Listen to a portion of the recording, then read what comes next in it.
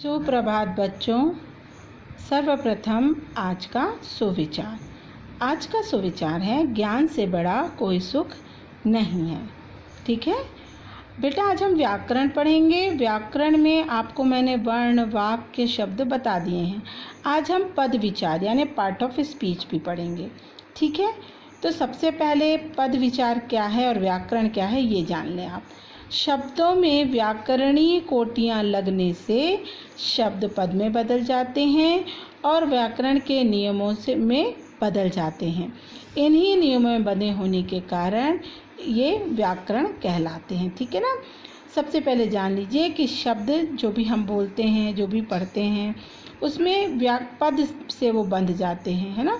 जैसे मान लीजिए संज्ञा पढ़ रहे हैं, सर्वनाम, विशेषण, क्रिया, अव्यय, जो कुछ भी हम बोलते हैं, जो कुछ भी हम लिखते हैं, उसमें इन सब चीज़ों का मिश्रण होता है और यही पद कहलाते हैं और ये व्याकरण के नियमों में बंधे होते हैं, है ना, तो वो व्याकरण कहलाते हैं।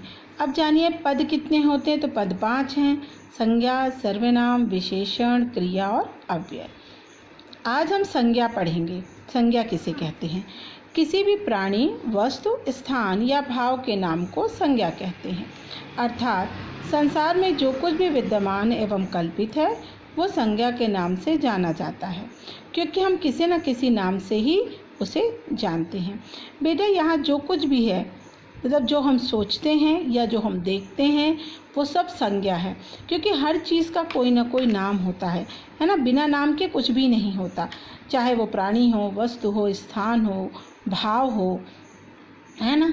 तो हम बिना उसके नहीं जानते। यदि सपोज़ करिए कि हमें किसी को बुलाना है तो हम उसके नाम से बुलाते हैं, है ना। जैसे हम बोलते हैं कि भाई राम इधर आओ, ठीक है, पुस्तक लेकर आओ, है ना, हमें सतना जाना है, हम बहुत दुखी हैं।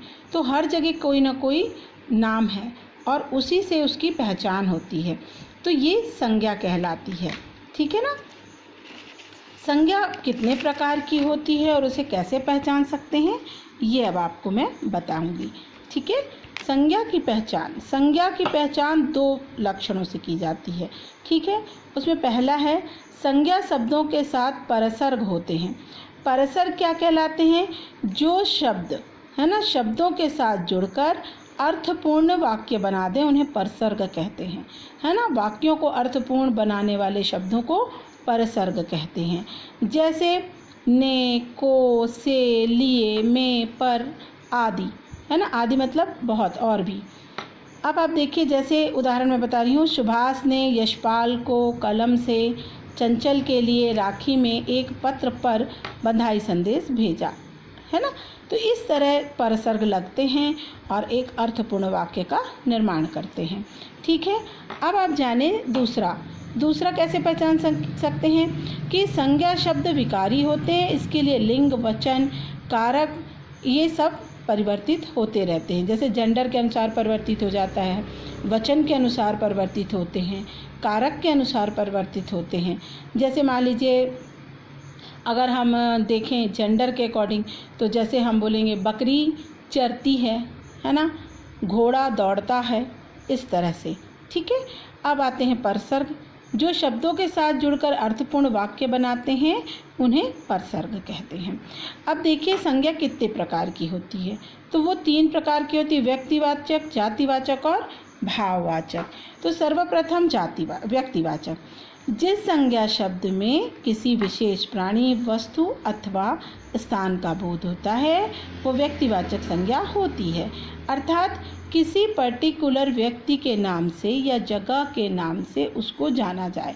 जैसे अगर हम बोलते हैं राम, तो सबसे पहले हमारे मन में जो भाव उत्पन्न होता है वो होता है मर्यादा पुरुषोत्तम राम। ठीक है। या महात्मा गांधी ने दांडी यात्रा की थी, है ना। जैसे गंगा नदी इलाहाबाद में बहती है, गंगा नदी बहुत पवित्र है ना, इस तरह से।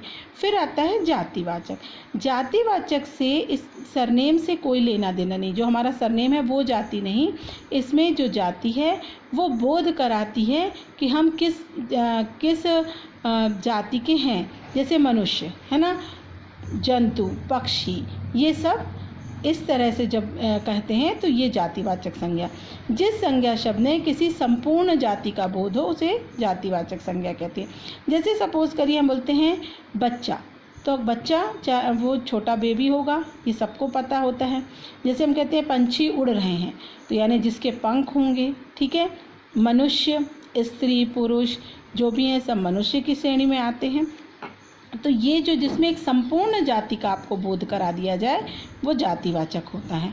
अब आइए भाववाचक। भाववाचक संज्ञा। भाववाचक संज्ञा क्या होती है? जिस संज्ञा शब्द में मन के भावों का बोध होता है उसे भाववाचक संज्ञा कहते हैं। मन के भाव कैसे होते हैं? जैसे समझिए अच्छा, बुरा, दुख, सुख। जैसे मैं कोई बोले कि आज मैं बहुत दुखी हूँ, तो दुखी होना उसका भाव है ना। आज मैं बहुत खुश हूँ, तो खुश होना उसका भाव है। तो मन के अंदर काल परिस्थिति के अनुसार जो भावनाएं उत्पन्न हो वो भाववाचक संज्ञा के अंतर्गत आती हैं। तो बेटा आज मैंने आपको बताया कि संज्ञा कितने प्रकार की होती हैं, है ना। परसर्ग क्या हैं, पद किसे कहते हैं, है ना। तो ये आपके लिए मैंने भेज दिया है। इससे संबंधित स्टडी मटेरियल भी भेज दिया जाएगा। इसको आप अच्छे से सुने और लिखें भी व्याकरण की कॉपी में, ठीक है ना। तो आप सभी सुखी रहें, खुश रहें। आपका दिन शुभ हो।